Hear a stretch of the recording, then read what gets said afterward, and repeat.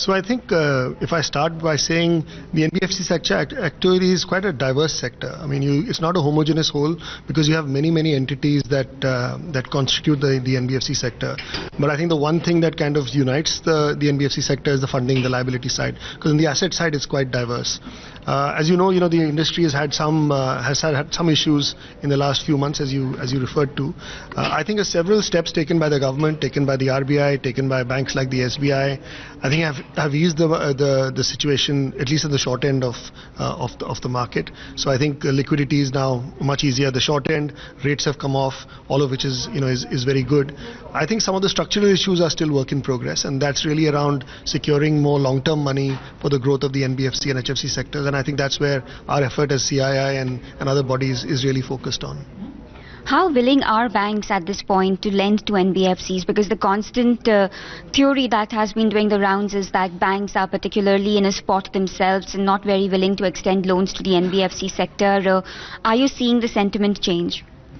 I think that's really driven by individuals, because I think no bank is going to take a sector view. They're going to take individual borrower views. So I don't know how to answer that question, because I think everything will be linked to a particular borrower.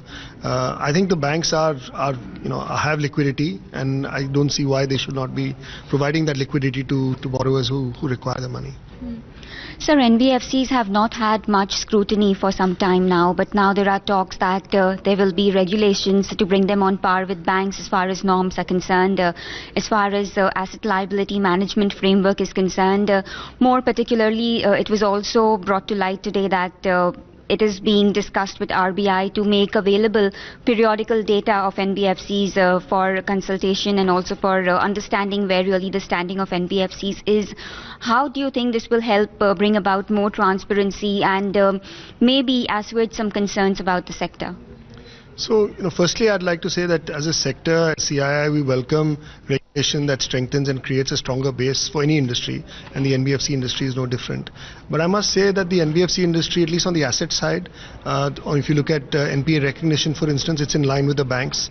And NBFCs have now, in fact, moved on to Ind AS accounting, which is a slightly more nuanced form of recognizing NPAs. And I think, therefore, they're slightly ahead in that regard.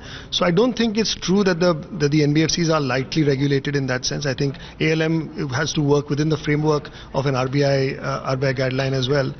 So I think we need to find ways in which we can enhance the growth of the sector and always find regulations that both strengthen the business and strengthen the industry, but also allow for the growth of the industry.